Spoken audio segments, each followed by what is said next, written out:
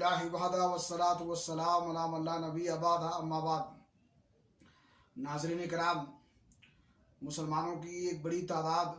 جو بر صغیر ہند و پاک اور اس کے اطراف سے تعلق رکھتی ہے،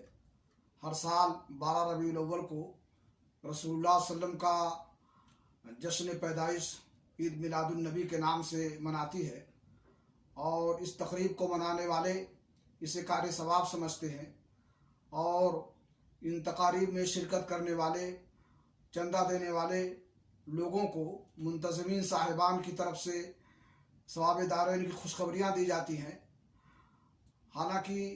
یہ کام سراسر بدعت ہے، سنت سے اس کا کوئی تعلق نہیں ہے، اور قرآن و حدیث میں اس کا کوئی ثبوت نہیں ملتا ہے۔ اگر یہ کام کار ثواب ہوتا یا جائز ہوتا تو اللہ کے نبی جناب محمد رسول اللہ صلی اللہ علیہ وسلم اپنی حیات طیبہ میں یہ جشن مناتے، اور اس کائنات میں آپ صلی اللہ علیہ وسلم سے سب سے زیادہ محبت کرنے والے، آپ پر اپنی جانیں نچھاور کرنے والے آپ کے صحابہ کرام تھے۔ لیکن کسی بھی صحابی سے اس بات کا ثبوت نہیں ملتا ہے کہ اس نے آپ کے حیات طیبہ میں یا آپ کی وفات کے بعد جشن عید میلاد النبی منایا ہو، اور نہ ان ادوار میں اس کا ثبوت ملتا ہے جس کے بارے میں اللہ کے نبی جناب محمد رسول اللہ صلی اللہ علیہ وسلم نے کہا ہے، خیر الناس قرنی ثم الذین یلونہم ثم الذین یلونہم، سب سے بہترین دور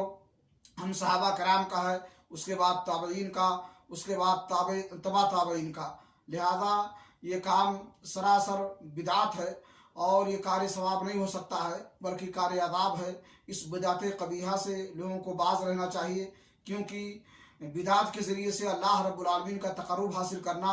یا اللہ کے نبی جناب محمد رسول اللہ صلی اللہ علیہ وسلم کے ساتھ عقیدت و محبت کا اظہار کرنا کسی طرح صحیح اور درست نہیں ہے۔ اللہ رب العالمین سے دعا ہے کہ اللہ تعالی ہم امت مسلمہ کو شریعت کی تعلیم کو سمجھنے اور ان پر عمل کرنے کی توفیق عطا فرمائے۔ تقبل یا رب العالمین، وصلی اللہ علی نبینا محمد وعلی آلہ وصحبہ اجمعین۔